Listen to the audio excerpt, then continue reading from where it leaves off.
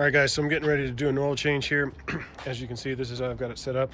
I got these ramps. I'll leave a link in the description below. They are pretty cool. As you can see, they were at least able to fit under the front of the car because it does sit so low. Okay, now we'll be going underneath the driver's side, guys, the driver's side of the vehicle, and we'll see that our oil drain plug is right there, and the oil is going to come through that gap in the plastic guard there. I've got some dog training pads down, to just protect the ground from any oil that might spill over. And I've got my oil pan in place. So let's go ahead and get that drain plug out.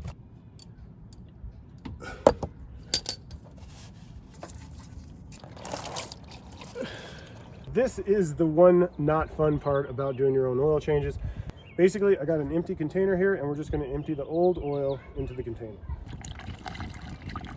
All right, I've got this all cleaned up now, and we can take this to any Advanced Auto, AutoZone, or Walmart. They'll take the old oil and recycle it. While I was at Advanced Auto, I ended up getting two options here. I've got the option for the drain plug with the rubber washer, and then I also have the metal washer. All right, guys, as you can see, the factory drain plug had the metal washer on it, the metal crush washer.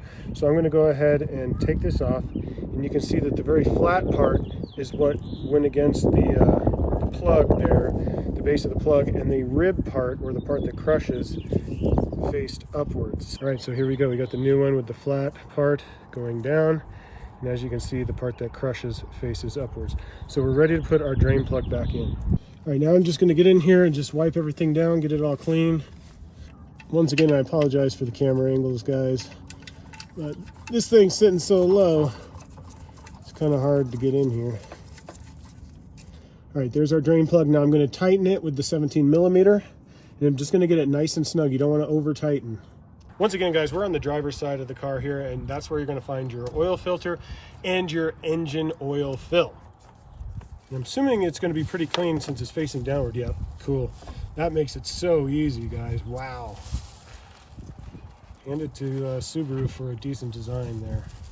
All right, we got our new filter here. It's going to be a Mobil 1 M1-108A. Guys, I will have everything linked in the description below, so be sure to check that out. And what I'm going to do is I'm going to put some of this old oil, and I'm just going to kind of go around this rubber ring here. And then we'll just put our filter on here.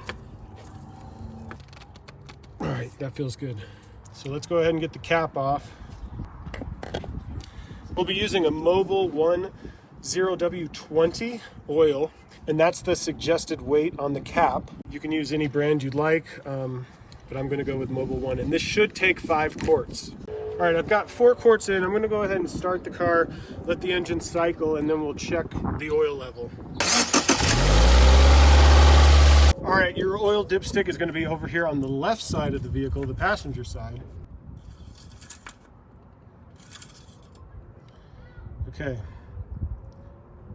It's kind of hard to tell, but we're barely getting oil right here, and we want to be somewhere in between these two dots.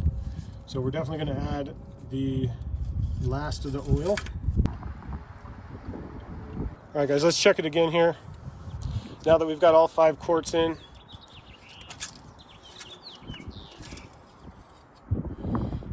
And we definitely have oil up to the first dot, it looks like.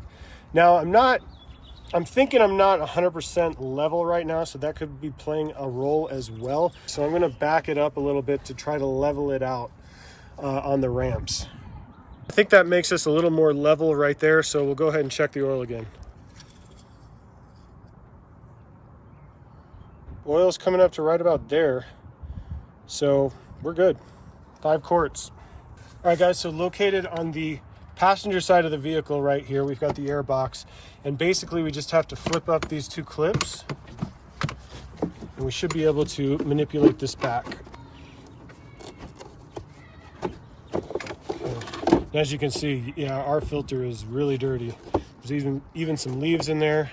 Well, after going to Walmart and finding out that Frem is going out of business, I had to go with a Purolator 1 air filter, and that part number is A35592. Everything will be linked in the description below. And this line going down went up and down, so I'm just gonna insert our new filter. Down there at the bottom, right down here, we need to make sure we line up the plastic so that it sits inside there, so we can push this down and in.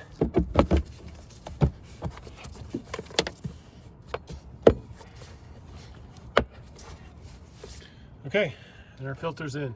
All right, guys, if you're interested in weight loss and how I was able to lose 202 pounds, be sure to check out my other YouTube channel. Be sure to hit that subscribe button and smash that notification bell so you get notified when I upload a new video. Don't forget to hit that like button, and we'll catch you in the next one.